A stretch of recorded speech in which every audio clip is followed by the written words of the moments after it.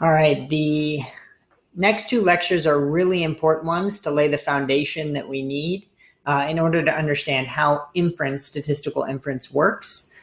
So both lectures 3 and lectures 4 will be the foundation upon which we build our hypothesis testing and all the statistical tests that we're going to review. So these are really critical. Today we're going to talk about inference, sampling distributions, and confidence intervals.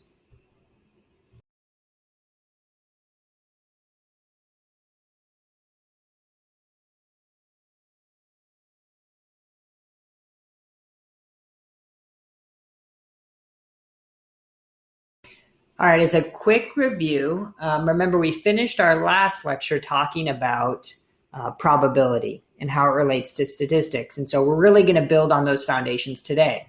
So when we use probability to make inferences in statistics, because we usually only have access to one sample, right, out of an entire population. But we want to know something about the characteristics of that population. So for example, we had this example of a coin flip. So if I were to flip a coin 100 times and record the number of heads, that's one sample, right? And I maybe get 52. And so I could plot that. Well, what if I had some time on my hands and I did it again? And this time I get 48 heads. And so I plot that. And then I do it again and maybe I get 62 heads, right? And so you can see if I were to keep repeating this process, if I did it 10 times, we have the graphic on the left. One time I got 60, one time I got 39, but in general, it's starting to cluster somewhere in between 50.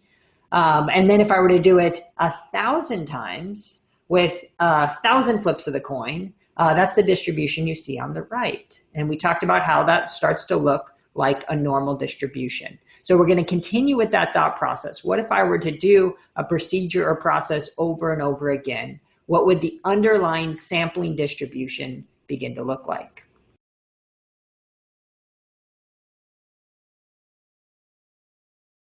All right, I know I've mentioned this in class. It's been mentioned before in the lectures, but in here, in general, we are only interested in a sample because it gives us some information about the population.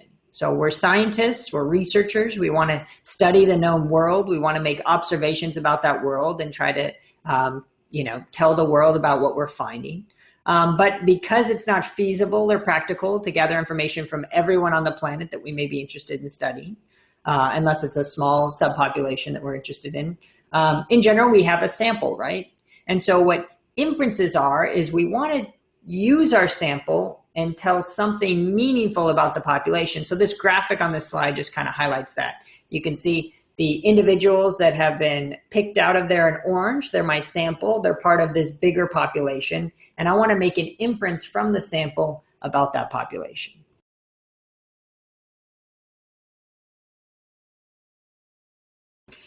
All right, there are two types of sampling methods. There are non-probability sampling methods and probability sampling methods. So I briefly discussed this in the last lecture, but I'll go into a little more detail here. So, and there are links on the slide here to provide you with more information for both. But for non-probability sampling, those would occur if they're accidental samples or haphazard or convenience samples. So these are just samples that appear, or it's kind of the information you were given. You weren't a part of the process of selection. And then there are more purposive sampling methods. So we have the typical voter. So you would think, well, who's the typical voter in the next election? And I'm going to just try to sample and target those folks and say something about the modal instance or the typical voter. Another would be an expert. I really want only expert opinions. And so I don't want to just randomly sample from anyone because I want to make sure that they're an expert in this area. And so I target and pick specific experts. Another could be quota sampling. So I know something about the population. Usually these are on observable characteristics. So this actually got some of the early polls into trouble with the elections in the 1930s and then again in the 40s. But the idea was that they understood something about the characteristics of the demographics. And so there's a quota. And so I need X number of males and I need X number of females. And so I'm just going to sample until I hit that quota going door to door. And once I hit the quota, I'll stop and I'll go find the next group. So that's quota sampling. The final one that I'll discuss here, non-probability sampling, is snowball sampling. So maybe I pick a set of people and then I ask those people, well, forward this on to your friends or tell me about somebody else that would also have some expertise in this area or would be good for this study. And so it snowballs in that sense. You allow those you're sampling to give you more of your sample. Now, probability samples, on the other hand, are done more randomly. So we could have a simple random sample, and that's just you could think of lottery balls and you're just picking a ball and that's the first person in your study, or drawing names out of a hat, or having some computer process randomly generate numbers, and that's going to help you pick. So that's a simple random sample where everyone has an equal chance, and we'll talk about that in future slides. A systematic sample could be that I get the phone book and I'm going to say, okay, every 15th person in this phone book is going to be part of my sample. So that's a little more systematic in terms of the nth person that you'll pick. Stratified sample is when you're really interested in capturing information about subgroups. And so there's some stratum that you want to identify on and select from. And so maybe it's racial ethnic characteristics of students. So you're going to sample students, but you want to make sure that you have enough Hispanic students and enough African American students and maybe even enough Asian or Native American or Pacific Islander students. And so you're going to first stratify by those subgroups, and then you'll select from within those stratum. Okay, so you stratify by some characteristic and then you pick from within that. A cluster sample is a little different. A cluster sample is where you have some natural grouping that puts your population of interest together in groups. And so I might not be able to find out every student that's in New York City public schools. I won't have that like registry of all the students, right, to do some type of systematic sampling. I may not even be able to, stratify because I just don't have that list. But I do have a list of schools, right? That's a natural cluster in which students in New York City group. So I can get, instead of getting a list of every student in New York City, I can get a list of schools in the New York City public schools. And so from that cluster, I can randomly select schools, and then from within that, I have my sample. So that's more cluster. Now, a multi-stage could combine these. So it could be that first you cluster by district in the United States and school, but then within school, you want to stratify by certain subcharacteristics and pick from within. So you can use a multi-stage approach. You can combine these together. But the idea is that each one of these is a probability sample.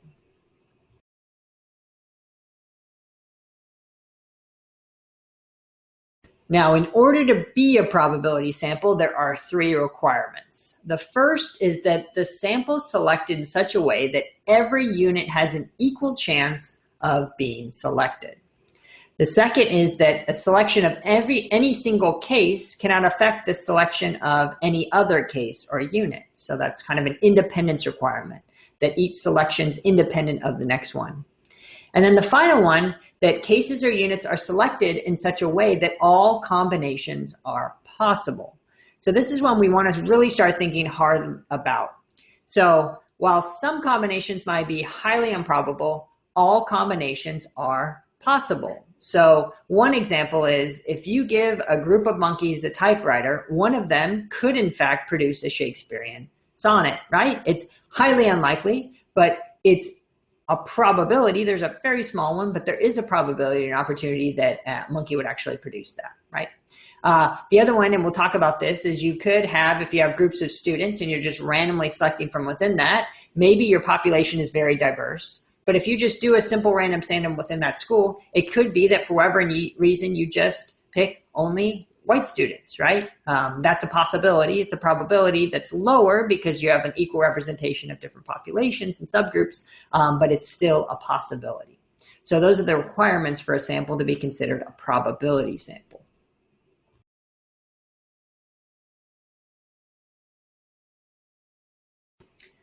Okay, so thinking about that last point in particular, that all combinations could be possible, right?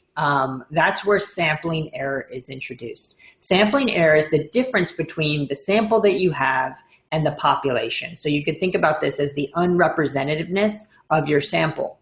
And with respect to a probability sample, the sampling error is the difference between your sample and the population that is due to chance alone. Okay, there's nothing systematic going on here. It's just random chance you ended up with a sample that didn't look like your population. In some cases, your sample could be very close and there's a small sampling error, but in other cases, it could be quite large. So I want to go through kind of an extended example, thinking about students at Wake Tech Community College. Okay, so let's say I'm interested in conducting a survey of students at Wake Tech about their attitudes towards working full-time while they're going to school.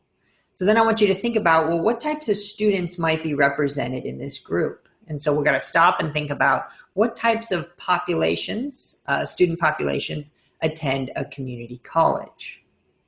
So in thinking about that, you can think about age being an important factor. You have some students who come right after, or even while they're in high school, are starting to attend Wake Tech, or right after graduating high school. So age might be important because then you have students who are returning or trying to update their skills, and they may be at the retiring phase, actually, so very old, right? So we have age being a variable of interest. Another would be whether or not individuals work full-time or not. That's certainly going to influence their attitude. Whether or not they have a family, do they have dependents, right? So these are the variables we're thinking about when we're thinking about the types of students that might end up in our sample.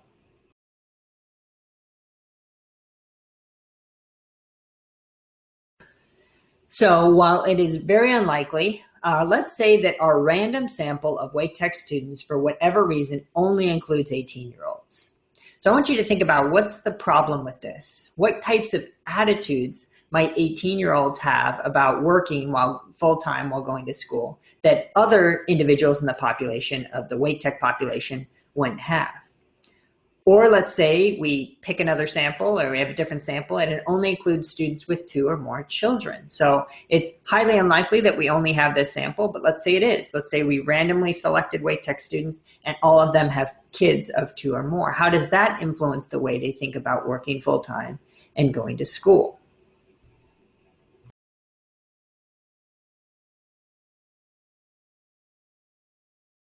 Now, this is really important. While, of course, an infinite number of samples is possible, in reality, we only likely have one sample, right? We're able to go in, we receive the sample we have, and that's the information we have. Now, we may think it's the best sample in the world. You know, we did all we could to make this a probability sample. But in reality, it's just one of an infinite number of samples that could have happened. And by chance alone, it's true that we could have ended up with a sample that has a lot of sampling error, that doesn't in fact look like the general population of, in this example, Wake Tech students. But an important point here to think about is, the smaller our sample size, the greater the opportunity for sampling error. And I want you to think about, why is that? Why would a smaller sample produce more sampling error? And if you think about that, and you think about the context of, well, if I only pick 3 students randomly from Wake Tech, it's likely that those 3 students might look very different than the general population. But if I were to pick 300, now I'm going to start to get a range of students, right? I might have some that are older, some that are younger, some that are working, some that have children. And so the more I'm able to add to my sample, the more likely it is that that sample is going to look like the population. And of course, as I keep adding more people, more and more, eventually we hit the point where it is the population, right? So we'll hit that point where the sample is no longer a sample because we have everyone inside. And so the idea is that as your sample grows, it's going to look more and more like the population.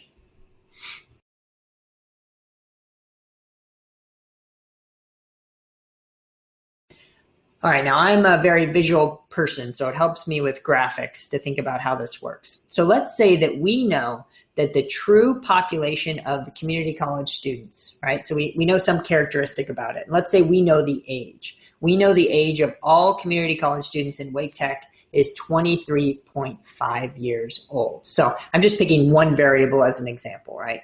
Age being an important one for this research question that we have. So the true mean, mu, is 23.5.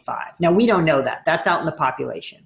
But let's say I were to grab first and I sample, and when I look at my average age in my sample, and this is on the far left one, you can see that the first one that I received, oh, I forgot, I can write. I can use these cool tools. All right. So this first one here, My first average age was 22.6. And the second time, so let's say that's pretty close, right? But lower than the sample. Let's say if I were at a different time, or maybe I will sample again, and the next time I get a sample mean age of 21.5. And the third time I get 25.2, this time higher than the true sample. And the fourth time, well, it just so happens that I got the true age, right? And I don't know that, but I happen to be right on it. And then this time I'm a little higher, and this time I'm a little lower. Now, remember, in reality, we only get one sample. But the idea is if I were to keep going back to that population and I would keep drawing out samples and I were to keep checking the means, I would get sometimes a little below and sometimes above. And sometimes it might be more extreme and sometimes it might be less extreme or close with more sampling error or less sampling error. But remember, all these differences in age are just due to chance alone, right? It's just random luck on who got in my sample and who didn't because I'm using a probability sample.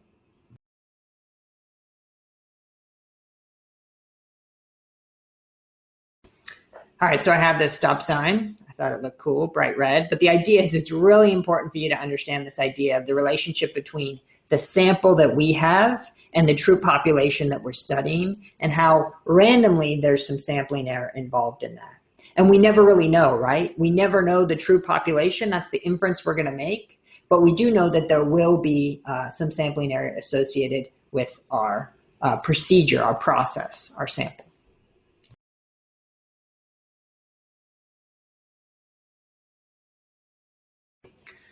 All right, so the sampling distribution of sample means, it's a mouthful, but if you break it down, it starts to make sense. The idea is if I were to collect an infinite number of random samples from a population, the distribution that creates, the distribution of all these samples would be the sampling distribution of sample means, right? So I'm collecting the samples and I can calculate a mean on some variable for each one of these. Or we could call this just the sampling distribution. We kind of truncate the sampling distribution of sampling means. We just call it the sample distribution for short. So I'm going to draw really quickly, and then the next the next slide is has a little applet that we'll do in class to kind of show you how this works. But I'm going to try to draw it out for you just using our community college example. So let's say I have this x-axis. I go in and I know that I'm interested in the community college. I sample 100 random sample Wake Tech students, and I find that their mean age is 22. Okay, so that's a sample, one of my samples here. And let's say I were to go do it again. So instead of getting 22, I gather a sample, and this time it's actually 26. Okay, and we know that the true age, let's say, is 23.5. All right, and so then I go in and I grab another sample, and this time it's 23. So it's right here next to it. And then I grab another sample, I do it again, and it's 25. So I'm here, and then I get 23 again. And then I get 24. Okay, so now I've taken 1, 2, 3, 4, 5, 6 samples, and I'm starting to build the distribution. Remember, this is sort of like the probability example with flipping heads. I got a certain number of heads each time I drew it. Well, all of this, the distribution that this forms right now, just having done it 6 times, this is what we're calling the sampling distribution of sample means, or the sampling distribution. Okay, so the question for us is, well, what's this distribution going to look like if I were to able to do it an infinite number of times? So let's go to the next slide to see.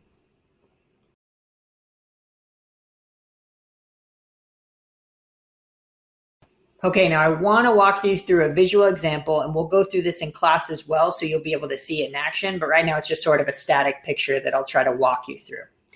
So in this top right up here, this first graphic, right here, number 1, this is the true population. And notice the population doesn't have a normal distribution. People are varied in how they feel about this variable, for example, whatever it is. Maybe it's a characteristic in the population, how they feel about a certain product. Some sort of like it, a lot are in the middling, and then some really don't like it, okay?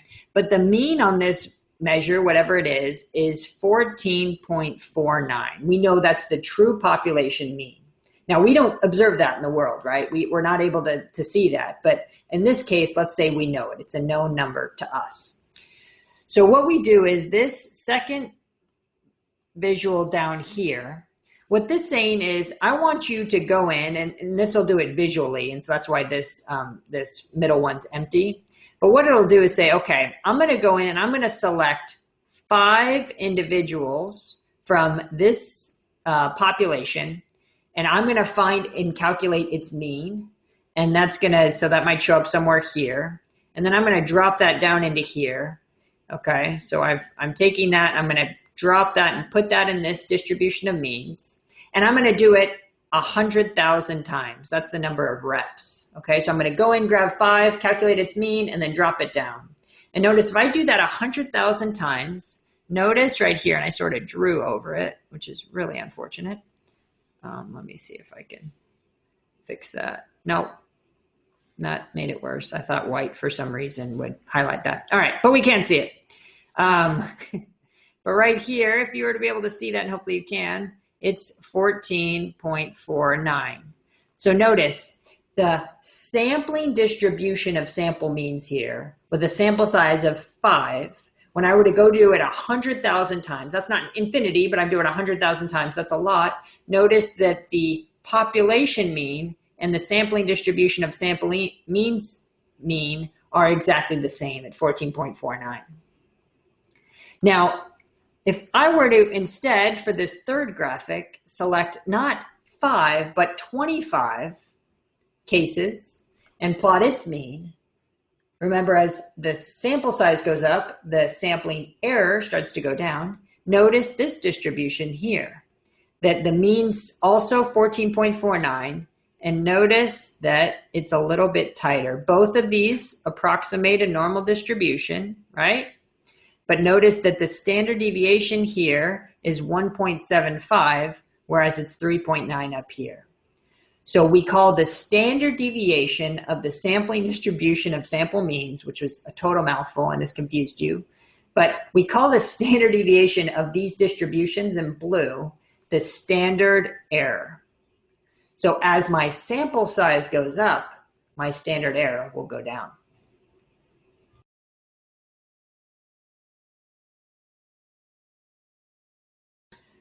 Okay, and this leads us to the central limit theorem, which says that if repeated samples of size n, and in our case previously we did a sample size of 5 and a sample size of 25, but if repeated samples of size n are taken from a population with a mean mu and a standard deviation of sigma, the sampling distribution of sample means will have a mean equal to mu and a standard error equal to sigma over the square root of n.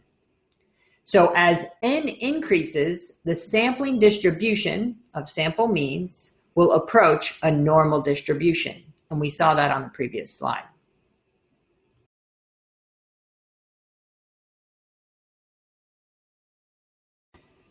Now remember, we keep coming back to this, but since the sampling distribution of sample means, or just the sampling distribution, approximates a normal distribution, remember, we know quite a bit about the normal distribution. In particular, we know the 68, 95, 99.7 rule about the number of samples, in this case, or the number of values that will lie within 1, 2, and 3 standard deviations of the mean.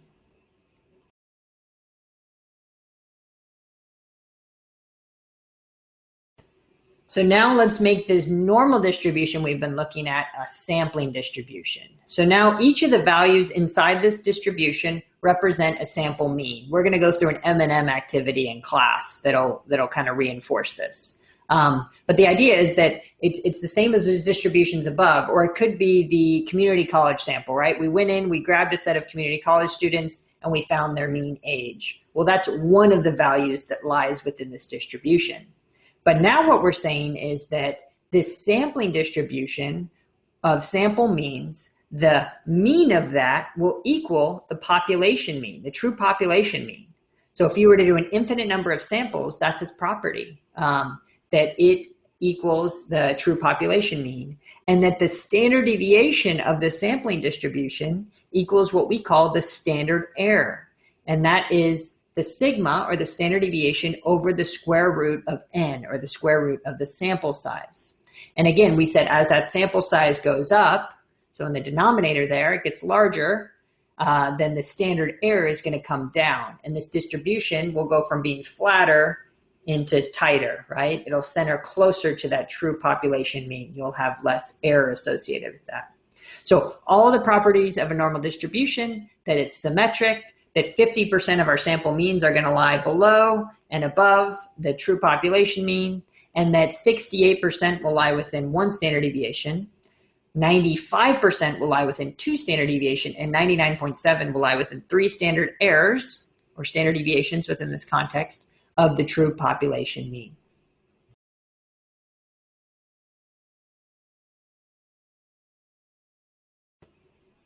Okay, the next three slides, I'll only comment on this one, but the next three slides just really try to reinforce this. So we have our sampling distribution of sample means. And so we know that 68% of these sampling means, if we were to have an infinite number of these sample means that we were to draw out from the population, 68% of them will lie within one standard error of the true population mean.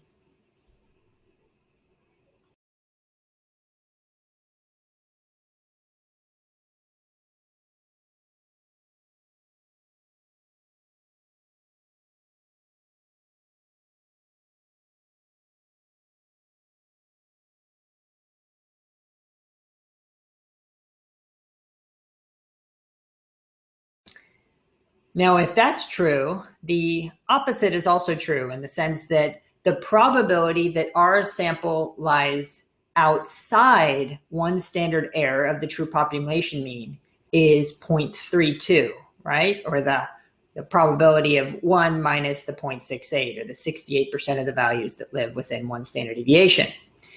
The probability that our sample lies outside two standard errors of the true population mean is 0.05. And the probability that our sample lies outside three standard errors of the true population mean is approximately 0.01.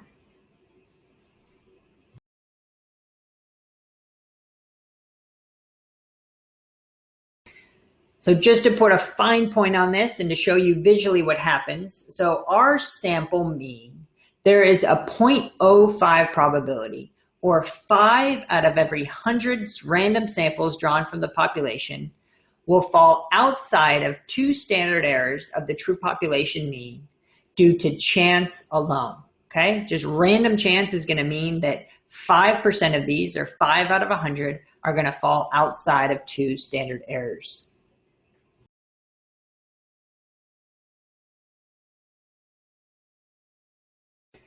All right, here's another one of my little stopping flags. So it's really important that you understand this concept of the sampling distribution, how the central limit theorem works, and this relationship between the sampling distribution and the standard errors.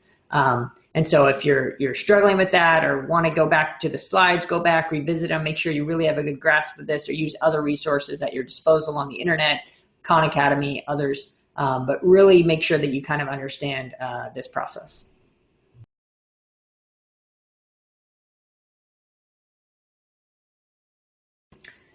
All right, so the sampling distribution is going to be used to help us make inferences about our population from the sample that we draw. All right, so this could help us reach conclusions about the population or some process that occurs in that population. So it provides a statement expressed in terms of probability of how much confidence we place in our conclusions. As I said, we'll never know the truth in the sense of having information directly about the full population, because we only have a sample, but we can, with probabilistic statements, determine how close we are and make conclusions and inferences about the population. So there are two general types of statistical inference. One is confidence intervals, and the other is test of significance. So today we're going to review in this lecture confidence intervals, and then we'll move forward in learning next time about tests of significance and all the statistical tests that work for both of those. Now, both of these are very interrelated, and a lot of the software programs and statistics use both. They'll report the confidence interval and the statistical test, the hypothesis test, excuse me. So both of these processes state what would happen if we were to use this inference method many times, right? So it really draws on that idea of what's the long run. If we were to do this an infinite number of times, what would this procedure produce?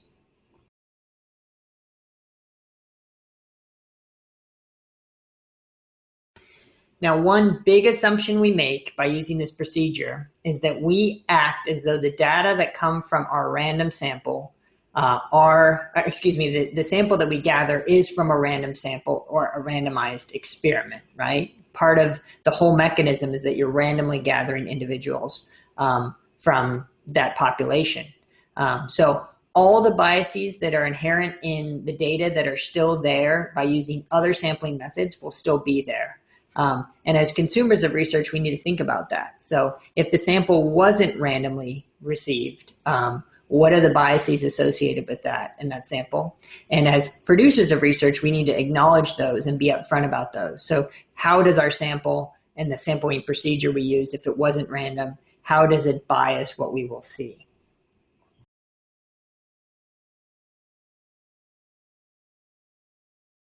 Okay, let's start with an example. So let's say that you are able to sample from the population of all California seniors. So there's 420,000 high school seniors in the state of California, and you receive a random sample of SAT scores from 500 of those. And you gather them all up and you look at the mean score, and the mean score of that is 461. We call that X bar because that's the mean for your sample of X of these test scores.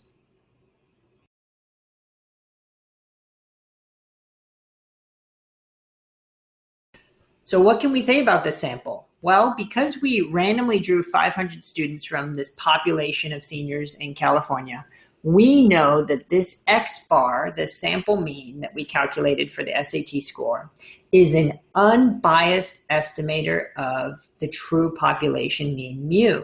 So what do I mean by unbiased estimator? It means that X bar of 461 is a reasonably good estimate of the mean score mu for all 460,000 high school seniors.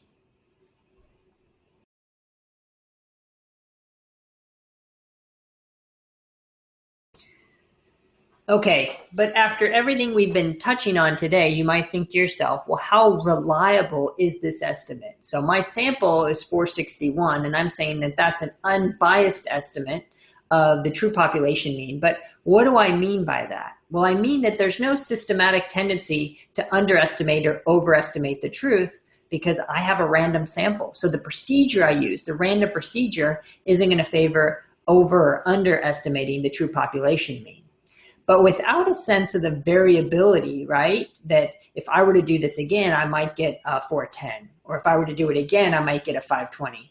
So without a sense of the variability around this estimate of the population mean, I really don't have much information, or at least alone, it's not very helpful.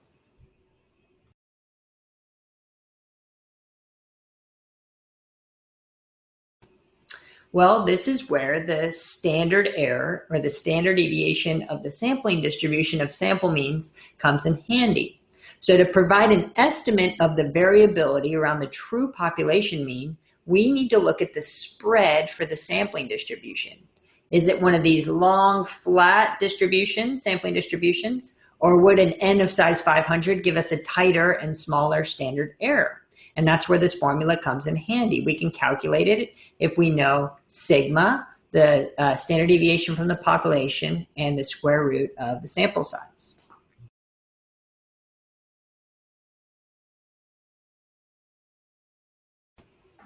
So let's make an assumption.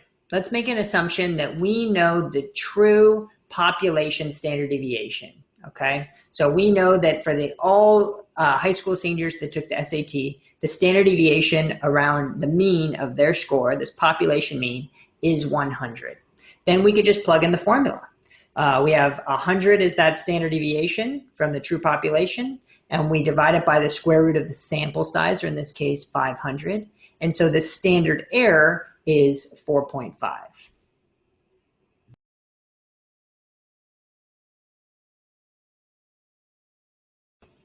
All right, so I hope this visual is helpful. But here we know now 4.5. So let's say we just knew that because we knew the true population standard deviation. So we calculated the standard error, and we know that it's 4.5 for each standard error. But the question is, well, where does our sample lie? If the true population means mu, and the standard deviation of the sampling distribution is 4.5, well, is my 461 high?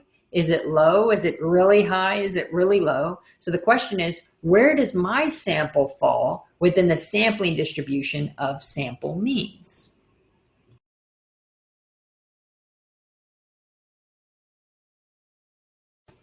Okay, here's the key, and I want to use it with an example. So let's say two of us are walking over to Tally to get some amazing, incredible Howling Cow ice cream. And I stay exactly 6 feet from you the whole time. Okay. And so when we get to the ice cream shop, you look at me and say, hey, I couldn't help but notice that you were 6 feet from me the whole time. And I look back at you and say, well, I couldn't help but notice that you were 6 feet from me the whole time. So this is the same concept and idea with our sample mean and the true population mean. That is, so instead of thinking about, all right, there's some unknown true population mean, and my sample of 461 lies somewhere in that distribution, you can think about, well, if I'm within lying in that distribution, if the sample mean is 461, then the true population mean should lie somewhere within that distribution as well. So there's a 0.68 probability that our sample mean will lie within one standard error of the true population mean mu. That is, our X bar plus or minus 4.5, or 68% of all the samples, will capture that true population mean in this interval of X bar minus 4.5 and X bar plus 4.5, or that 461 minus 4.5 and 461 plus 4.5. Or there's a probability of 0.95 that the true population mean will lie within two standard errors of my sample mean. And so you could create an interval around that. So 4.5 is one standard error. That means 9 is 2. So X bar plus or minus 9, 95% of the time the true population mean will lie within that interval. All right. And finally, for 0.99, if we're 3 standard deviations of 3 standard errors of our population mean, 99% of our sample mean will lie within three standard errors of our true population mean. That is X bar plus or minus 13.5, or that 4.5 times 3.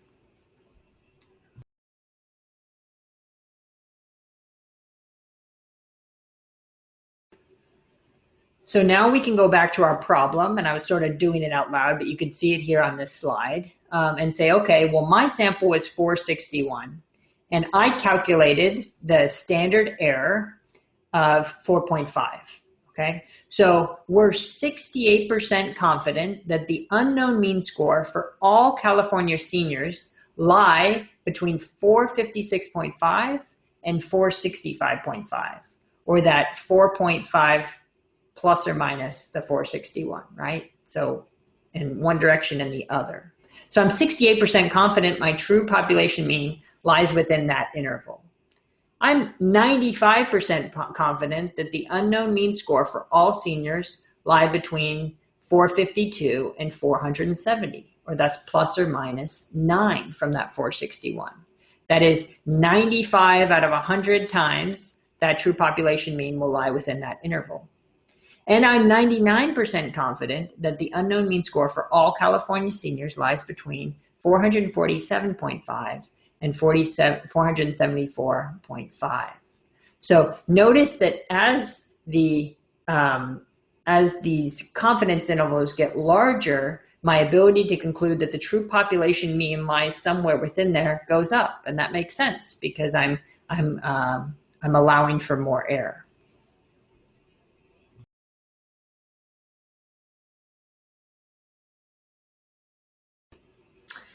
Now remember, we're just estimating with confidence. So there really are two possibilities for our confidence, and we'll use 95% or those two standard errors as an example.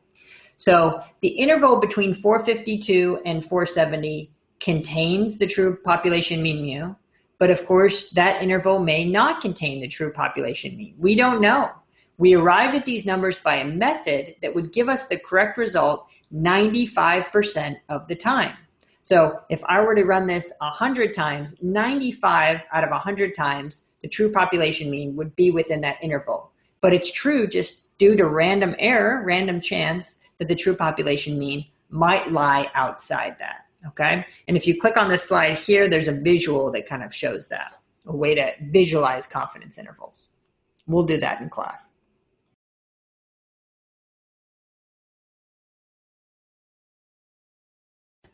Okay, so we've kind of talked through this process, but now we can create a formula from this process that we just went through.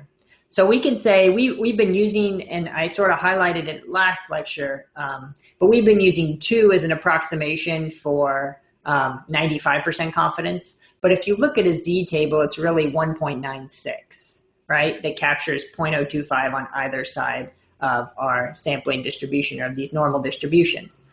And sometimes we're interested in 90% confidence intervals, and sometimes 99% confidence intervals. So those are the Z's respectively. You'd use 1.645 or 2.576. But the idea is that I can take my sample mean and I can add in this M, we're calling it in the formula, where M is the Z value that we calculated depending on our confidence level, if it's 95%, 90, or 99%, for example, multiplied by the sigma, the standard deviation of the population, over the square root of n.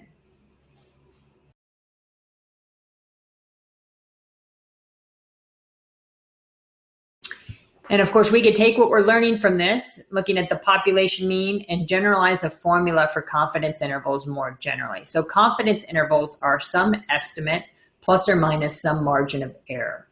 So using this formula, we find that confidence intervals are really determined by the sample size. So we know that our margin of error estimate there had that square root of n. The level of confidence, so the greater the level of confidence, the larger the interval, and we saw that with our example. And the margin of error, the larger the margin of error, the larger the interval as well.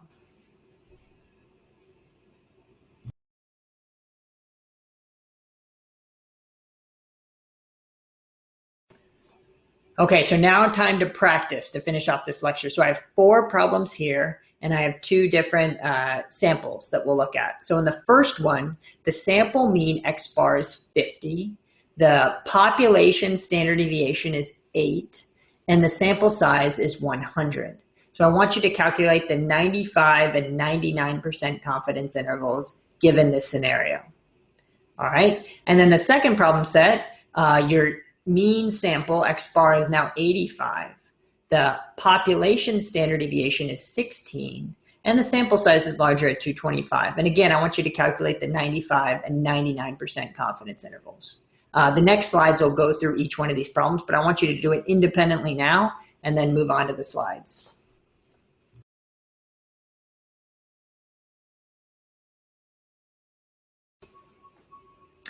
Okay, so in this slide, I've worked out the problem for you. So we know that the formula for the confidence interval is X bar, so the estimate for the mean, plus or minus that critical value. So in this case, we want a 95% confidence interval. We've been using 2 as a shorthand, but really in the Z table, it's 1.96, so we use that. And then it's plus or minus that margin of error, in this case, the standard error of the sampling distribution, which is sigma, the population standard deviation, over the square root of n. So plugging in those numbers, and it's just easy to do this systematically, just step by step, but 50 plus or minus 1.96 times 8 over the square root of 100. We know the square root of 100 is 10, so 8 over 10 is 0.8. So 50 plus or minus 1.96 times 0.8, that value is 1.568. And so then we just take 50, we add 1.568, and we subtract it, and that's our confidence interval. So we are 95% confident that the true population mean lies between 48.43 and 51.57. Now, are we entirely certain? No, because it could be there's a 5% chance, or 5 out of every 100 times we do this, our true population mean will lie outside that interval. But at least in this case, with 95% confidence, we could say the true population mean lies somewhere between these two values.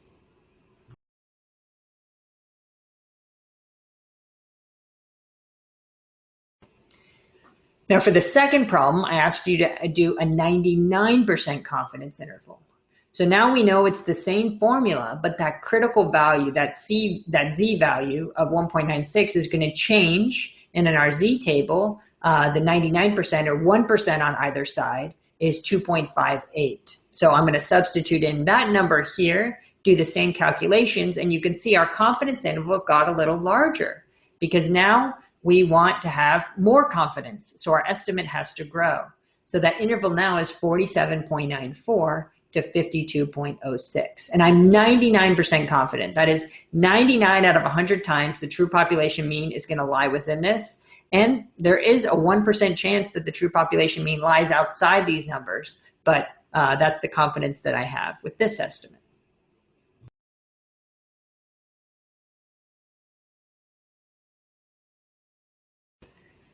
Okay, now for this sample, notice our mean's a little higher at 85, but we have more of variability in the true population standard deviation. So in the last problem, it was 8. This time it's 16.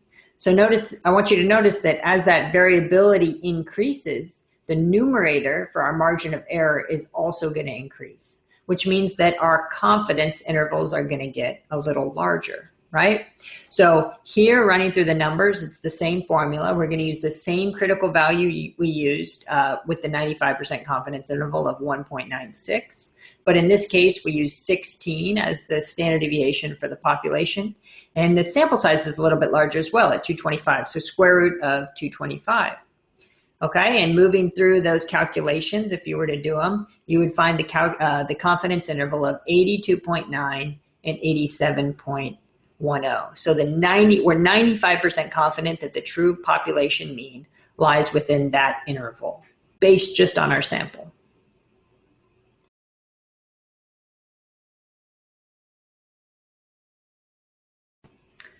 Okay, for our final example now, we're going to change that critical value because we now want to be 99% confident or create a 99% confidence interval. And so we substitute out that 1.96 and put in the critical value of 2.59. Now notice in this calculation that our confidence interval didn't change by very much. Now that's driven in this case quite a bit by the variability that we have in the true population. So if you compare this confidence interval to the last one, you'll see that they're fairly close, but it's still a pretty large confidence interval. And the idea being because the variability in the true population, as we know it in this case, is 16, which is quite large. So it's going to drive that interval being higher, and it's going to be, in this sense, less sensitive to the critical value that we choose.